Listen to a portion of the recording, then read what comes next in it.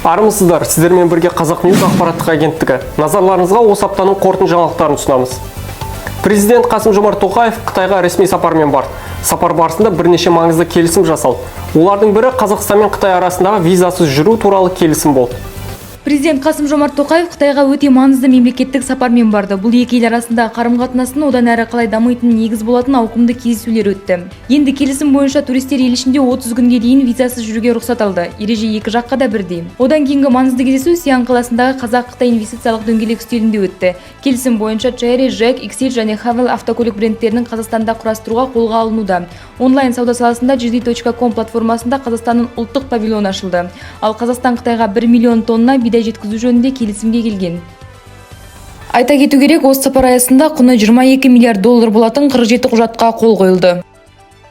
Енді Яндекс такси жүргізушілері салық төлейді. 1 шілдеден бастап жүргізушілерге салық салу бойынша Яндекс такси пилоттық жобасы іске қосылады. Еңбек министрлігі бұл интернет платформалар арқылы барлық жұмыспен қамтылғандарға әсер ететінін атап өтті. 1 шілдеден бастап жүргізушілерге салық салу бойынша Яндекс такси пилоттық жобасы іске қосылады. Еңбек және әлеуметтік қорғау министрлігі бұл интернет платформалар арқылы барлық жұмыспен қамтылғандарға әсер ететінін атап өтті. Табыс салығы, әлеуметтік аударымдар, зейнетақы және медициналық сақтандыру жарналарын операторлардың өздеріне жүктеу жоспарлап отыр. Бұл ретте жүргізушілер, курьерлер және өзге де қызметкерлер пилоттық жобаға ерікті негізде қатысады. Ол үшін азаматтарға арнайы салық режимін қолдана отырып және салық бизнес мобильдік қосымшасын пайдалана отырып жеке кәсіпкер ретінде тіркелу қажет делінген Қазақстан Республикалық еңбек және халықты әлеуметтік қорғау министрлігінің хабарламасында.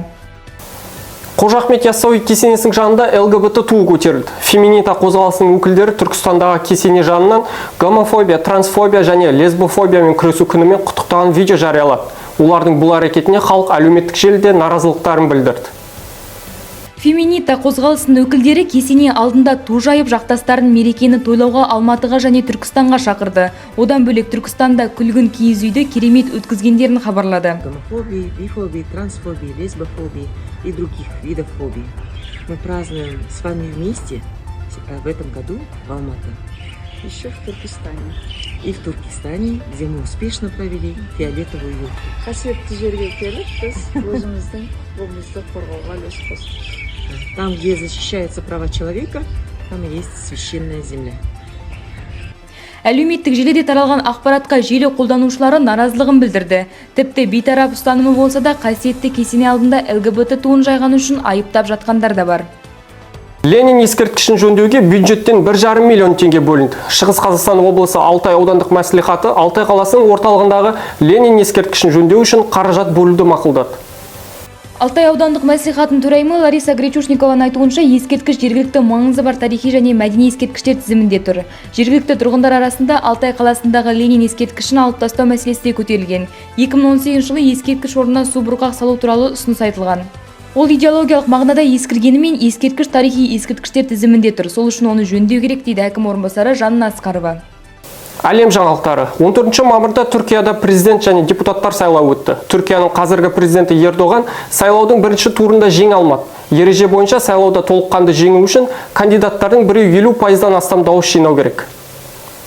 Түркия бойынша берілген дауыстың барлығы тексерілген. Нәтижесінде Режеп Тайип Ердоған 49, Кемал Кылычдароглу 45, Синан Оган 5% дауыс жинаған. Айта кетейік, сайлауға 3 күн қалғанда президенттікке 4-ші кандидат Мухаррем Инжи сайлаудан бас тартқан еді. Ереже бойынша сайлауда толыққанды жеңу үшін кандидаттардың біреуі 50%-дан астам дауыс жинау керек. Енді Түркияда Ердоған мен Кылычдароглу сайлаудың 2-ші турында президенттікке таласады. Сайлаудың 2-ші туры 28 мамырда өтеді.